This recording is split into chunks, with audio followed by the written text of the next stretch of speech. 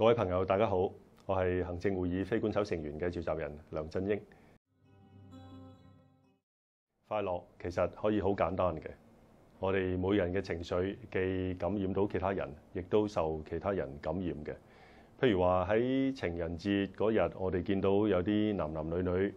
情人之間互相送花，一對情侶捧住啲花，佢哋笑容好開心、好恩愛。我哋睇咗之後呢，我都受感染，我都感覺到好溫馨、好快樂。大家睇報紙，有啲時候睇到美國紐約華爾街門口有啲着住深色西裝嘅金融界嘅行政人員，佢哋返工嘅時候攞住一啲彩色嘅氣球。點解呢？因為佢想感染其他人，佢亦都想自己開心。喺華爾街工作，大家知道壓力好大，每日咧可能上上落落、輸輸贏贏啊，好多錢，亦都影響到佢哋自己嘅收入。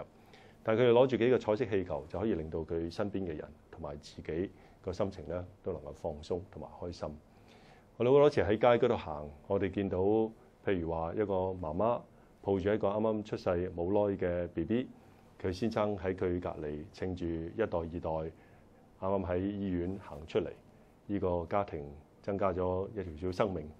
父母都有個好好嘅一個憧憬，將來一家三口嘅生活點樣帶大仔女。我哋睇到呢啲人與人之間嘅關係咁溫馨，我哋自己亦都感覺到非常快樂。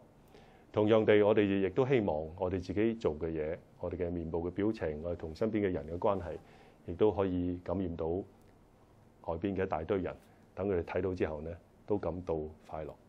所以快樂其實係好簡單嘅。我每日工作好繁重，但係行喺街嗰度或者坐喺車嗰度，睇到有好多完全陌生嘅人喺佢哋身上呢，係感染到佢哋嘅溫馨、佢哋嘅快樂。所以喺度好多謝大家，快樂真係可以好簡單嘅。